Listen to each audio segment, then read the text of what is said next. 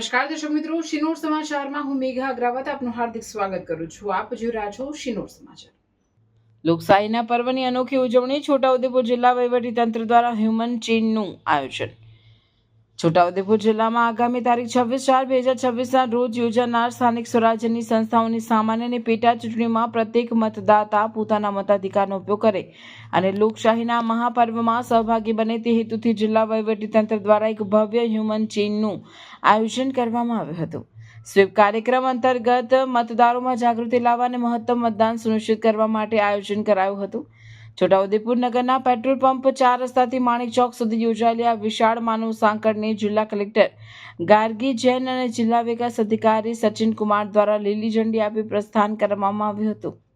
આ પ્રસંગે કલેક્ટરે જણાવ્યું હતું કે લોકશાહીના મજબૂતીકરણ માટે નાગરિકોની ભાગીદારી અનિવાર્ય છે. માનવ સાંકળના માધ્યમથી મતદારોને 26મી એપ્રિલે અચૂક મતદાન કરવા સંદેશ પાઠવવામાં આવ્યો હતો.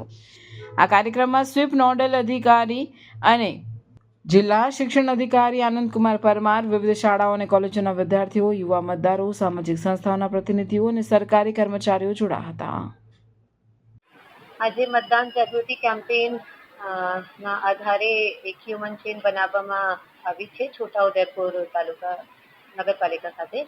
અને આ હ્યુમન ચેઇનમાં આશરે 1000 બાળકો અને વયસ્કોને હિસ્સા લીધું છે અને છેક માણેક ચોકથી પેટ્રોલ પંપ ચોકડી સુધી આ હ્યુમન ચેઇન બનાવવામાં આવી છે, જે અરાઉન્ડ 1 કિલોમીટરના રસ્તા છે.